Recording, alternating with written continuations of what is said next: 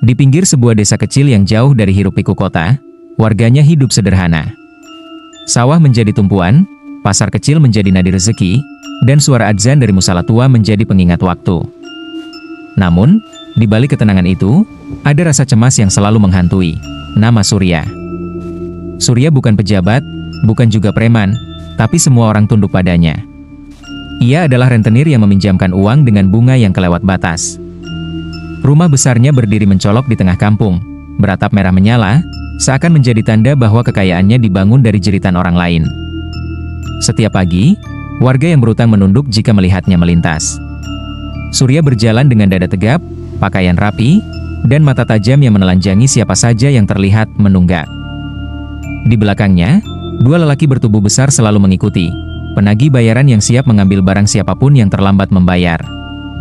Kalau berani pinjam, harus berani bayar, begitu kalimat yang paling sering keluar dari mulut Surya. Tak ada yang berani membantah. Bahkan kepala desa pun memilih diam. Pernah ada seorang bapak berusaha melawan ketika barangnya disita. Akhirnya, bapak itu diusir dari rumahnya sendiri. Sejak saat itu, tak ada lagi yang mencoba memberontak. Di pasar kecil, obrolan warga selalu berhenti ketika Surya lewat. Anak-anak bersembunyi di balik ibu mereka, pedagang menunduk, tukang ojek pura-pura sibuk memperbaiki motor. Surya tahu semua orang membencinya, tapi ia tidak peduli. Baginya, uang adalah hukum, dan ia adalah penguasa. Hari itu, kabar buruk mulai menyebar. Ada keluarga yang tak sanggup membayar hutang.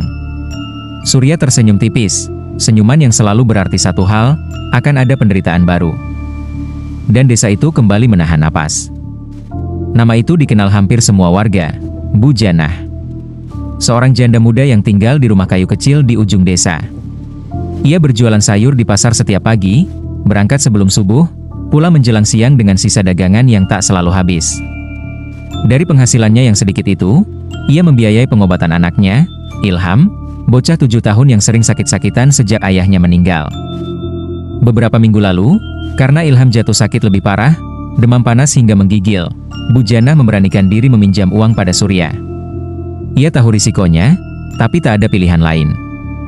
Tidak ada yang memberi pinjaman, dan obat di puskesmas tidak cukup membantu. Awalnya, Surya terlihat ramah. "Tenang saja, Bu. Kembalikan sebulan lagi. Bunganya kecil kok," katanya sambil tersenyum. Tapi semua warga tahu, senyuman Surya tidak pernah berarti kebaikan. Hari-hari berlalu. Ilham masih demam, tubuhnya lemah, dan dagangan Bu Janah semakin sedikit laku. Utang belum terbayar, sementara bunga terus berjalan. Pagi itu, Bu Janah baru sampai di pasar ketika seorang lelaki berotot mendekat. Dia adalah Raka, penagih Surya yang paling ditakuti. "Bu," katanya datar, "Pak Surya nyuruh saya ingatkan. Hari ini jatuh tempo. Siapkan uang sebelum sore." Bu Janah pucat. "Tapi, anak saya masih sakit. Dagangan sepi. Kasih saya waktu sampai minggu depan." Raka memandangnya dengan tatapan kosong, lalu pergi tanpa menjawab. Semua pedagang tahu itu bukan pertanda baik. Siang harinya, saat matahari menyengat, Surya datang ke rumah Bu Janah. Warga mengintip dari jauh, tapi tak satu pun berani mendekat. "Waktu habis," kata Surya dengan tenang, seolah tak melihat Ilham yang terbaring pucat di dipan kayu. "Pak, tolong. Kasih saya waktu. Saya akan bayar. Jangan ambil warung saya." Suara Bu Janah bergetar. Surya tersenyum miring. "Kalau tidak bisa bayar, berarti jual saja warung dan gerobakmu. Anggap lunas." Air mata Bu Janah jatuh. Itu satu-satunya sumber nafkahnya. Tapi Surya tak peduli. Raka dan temannya mulai mengangkat gerobak sayur dan rak dagangan. "Pak, kasihan anak saya," isaknya. Surya hanya menjawab pendek, "Utang tetap utang." Hari itu, Bu Janah hilang mata pencahariannya, sementara Ilham makin lemah.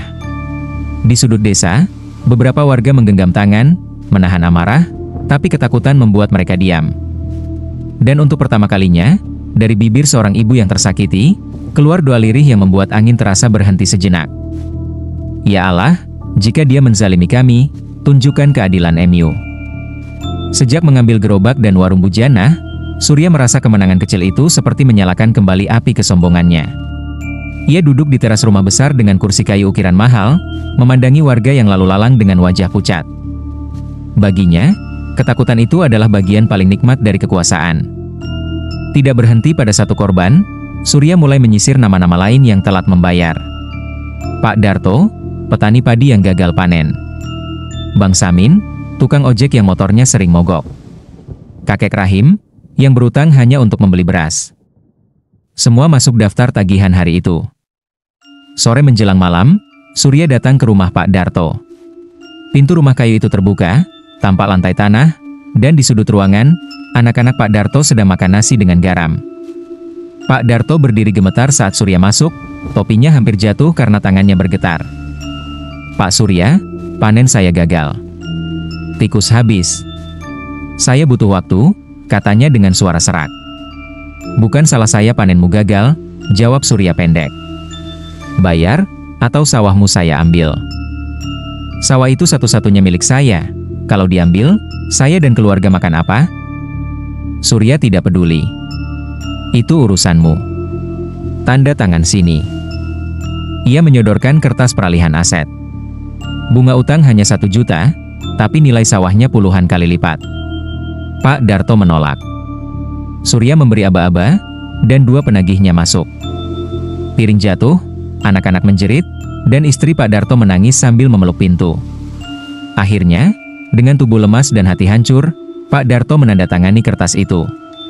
Surya tersenyum puas. Di malam berikutnya, giliran Bang Samin. Motor tuanya diseret paksa di depan rumah sementara istrinya menggendong bayi yang menangis. Bang Samin memohon, motor ini mata pencaharian saya. Kalau diambil, saya tak bisa bekerja.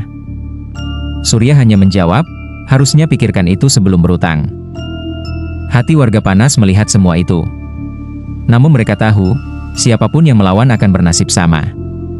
Desa itu seperti kandang ayam yang ketakutan pada seekor elang. Surya merasa dirinya seperti raja. Setiap kali mendengar seseorang jatuh, ia merasa ada kemenangan. Uang dan kekuasaan, pikirnya, lebih kuat dari apapun. Bahkan Tuhan pun tak akan mencabut rezeki kalau aku pintar mendapatkannya. Kesombongan itu semakin menjalar ketika ia mengambil rumah kakek Rahim, seorang lelaki tua yang nyaris tak bisa berjalan. Rumah kecil dengan dinding bambu itu dipaku tanda kepemilikan, dan kakek Rahim duduk di tanah, memeluk selembar selimut robek. Mas, ambil semua kalau mau. Tapi jangan usir saya, ucapnya lirih. Surya berpaling tanpa bicara. Ia tak peduli siapa yang kelaparan, menangis, atau kehilangan tempat tinggal. Baginya, dunia adalah tentang siapa yang kuat menekan yang lemah. Namun tanpa ia sadari, saat malam itu turun lebih gelap dari biasanya, suara angin seolah membawa satu kalimat dari hati orang-orang yang dizaliminya. 2 orang teraniaya tidak tertolak. Dan langit seperti mulai mencatat satu persatu kejahatannya. Beberapa hari setelah Surya merampas rumah kakek Rahim, suasana di rumah besarnya mulai terasa aneh. Awalnya Surya menganggap semuanya kebetulan. Tetapi semakin lama, kejadian-kejadian itu terasa terlalu sering dan terlalu janggal. Malam pertama, ketika desa sudah sunyi, Surya terbangun oleh suara ketukan keras di pintu. Ia bangun dengan kesal, membuka, tapi tidak ada siapapun. Hanya angin yang berhembus, dingin dan kosong. Ia mengumpat, menutup pintu, dan mencoba tidur lagi. Baru saja memejamkan mata, suara itu datang lagi, lebih keras, seperti ada seseorang menghantam dengan batu. Siapa di luar? Kalau main-main, aku kerjakan, teriaknya. Tetap tak ada jawaban. Tapi Surya tidak tahu, beberapa warga yang lewat pulang dari musala melihat rumahnya gelap, tak ada satu orang pun di depan pintu. Hari berikutnya, kejadian aneh datang dari tempat yang paling ia sayangi, uang. Lemari besi tempat ia menyimpan tumpukan uang dibuka Raka dan seorang anak buahnya. Ketika pintu besi diputar dan terbuka, Surya tercengang, setumpuk uang kertas basah, lengket seperti dicelupkan air, padahal lemari besi itu kedap dan tak ada celah. Sebagian uang hancur seperti dimakan jamur. Siapa yang lakukan ini? Surya berteriak, menuduh semua orang, bahkan menuduh anak buahnya sendiri. Raka mencoba menjawab, tidak ada yang menyentuh, Pak. Lemari ini terkunci rapat sejak kemarin. Surya memukul meja, napasnya berat, wajahnya merah penuh marah. Namun amarah itu tidak bisa menutupi rasa takut yang mulai muncul pelan-pelan. Malam berikutnya lebih buruk. Surya bermimpi didatangi wajah-wajah yang ia kenal. Wajah Bu Janah yang menangis, Pak Darto yang menunduk, Bang Samin yang pasrah, dan kakek Rahim yang duduk dengan selimut robek. Mereka memandangnya tanpa berkedip, lalu bersuara serempak. "Kembalikan hak kami." Surya terbangun dengan teriakan. Keringat mengguyur tubuhnya. Ia merasa seperti ada yang berdiri di sudut kamar, mengawasinya. Tapi saat ia menoleh, ruangan kosong. Pagi itu Surya mulai sakit perut. Bukan seperti sakit biasa, rasanya seperti ada sesuatu yang meremas dari dalam. Dokter dipanggil, tapi hasilnya, tidak ada penyakit. Surya marah, memaki semua orang, tapi rasa sakit itu tetap menekan, membuat napasnya sesak. Semua kejadian itu belum cukup menggoyahkan kesombongannya. Namun di dasar hatinya, muncul satu ketakutan yang belum pernah ia rasakan sebelumnya. Untuk pertama kali, Surya mulai merasakan bahwa ia tidak lagi berkuasa sepenuhnya. Dan itu hanya permulaan. Siang itu, langit begitu cerah. Panas menggigit tanah, membuat debu menari tertiup angin. Surya duduk di depan rumahnya sambil menghitung uang yang tersisa. Uang yang semalam ia keluarkan dari lemari besi setelah sebagian besar rusak dan membusuk. Ia tidak mengerti bagaimana uang yang tersimpan rapat bisa rusak seperti itu. Tapi ia bersikeras percaya bahwa semuanya hanya kebetulan. Sementara itu, warga desa menjalani aktivitas seperti biasa, namun seolah menunggu sesuatu terjadi. Banyak yang berbisik, azab itu nyata, sebentar lagi pasti turun. Tapi mereka tak pernah mengatakannya dengan suara keras. Ketakutan pada Surya masih tersisa, meski perlahan mulai digantikan rasa berani yang tumbuh di hati mereka. Tak jauh dari pasar desa, seorang pengemis tua berjalan dengan pakaian lusuh. Langkahnya lambat, napasnya berat. Ia menghampiri Surya yang sedang duduk dengan wajah masam. "Pak, saya hanya minta segelas air. Sudah seharian saya tidak makan," ucap pengemis itu pelan. Surya melirik jijik. "Pergi. Jangan kotor-kotorin depan rumahku," bentaknya. Pengemis itu tetap berdiri. "Sekadar seteguk air, Pak. Allah akan balas kebaikan." Belum sempat selesai, Surya menendang ember kosong di dekat kakinya hingga mengenai pengemis itu. Lelaki tua itu tersungkur ke tanah. "Pergi kalau tidak mau kubuat lebih parah," teriak Surya. Warga yang melihat kejadian itu hanya terdiam. Tak ada yang berani mendekat, tapi wajah mereka memucat. Surya tidak hanya menzalimi orang berutang, kini ia menghina orang yang bahkan tidak pernah berurusan dengannya. Lelaki tua itu bangkit perlahan, matanya menatap Surya. Tatapannya bukan marah, tidak. Justru tatapan seseorang yang pasrah dan menyerahkan segalanya pada Tuhan. "Orang seperti Anda," katanya lirih, "tidak butuh uang lagi. Yang Anda butuhkan hanyalah waktu, tapi waktu tidak selalu berpihak." Surya hendak membalas, tapi tiba-tiba angin berhembus sangat keras, membuat debu beterbangan. Atap-atap seng berderak, daun pisang berkibar liar, dan pasar desa yang tadinya ramai mendadak panik. Langit yang cerah berubah gelap dalam hitungan menit, seolah mendung datang dari arah gunung sekaligus. "Badai?" warga berbisik. Surya berdiri, memandang ke langit dengan dahi berkerut. "Apa-apaan ini?" Tiba-tiba petir menyambar keras, bukan ke pohon, bukan ke tiang listrik, tapi tepat di halaman rumah Surya. Suara ledakannya membuat tanah bergetar, kaca jendela berderak, dan ayam-ayam berlarian. Surya terhempas ke belakang. Tubuhnya jatuh menabrak kursi kayu. Ketika ia mencoba bangkit, kakinya tak bisa digerakkan. Tangannya lemas. Napasnya seperti tertahan di tenggorokan. "Ah, apa yang terjadi? Tolong! Hei! Tolong aku!" teriaknya panik. Raka dan beberapa warga berlari mendekat. Tapi ketika mereka mencoba mengangkat Surya, tubuhnya terasa sangat berat, seolah puluhan kilo bertambah dalam sekejap. Surya menjerit, dadanya seperti diremas dari dalam. Mulutnya mencoba bersuara, tapi yang keluar hanya gumaman tak jelas. Dari kejauhan, pengemis tua yang tadi diusir memandang dengan mata basah. Ia tidak mendekat.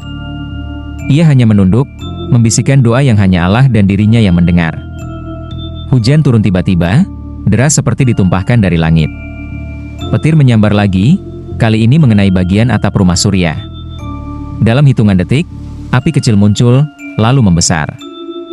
Warga panik berteriak, tapi Surya hanya bisa menyaksikan rumahnya, tempat ia menyimpan semua harta, tempat ia merasa paling berkuasa, terbakar di depan matanya. "Selamatkan uangku, hartaku, cepat padamkan apinya."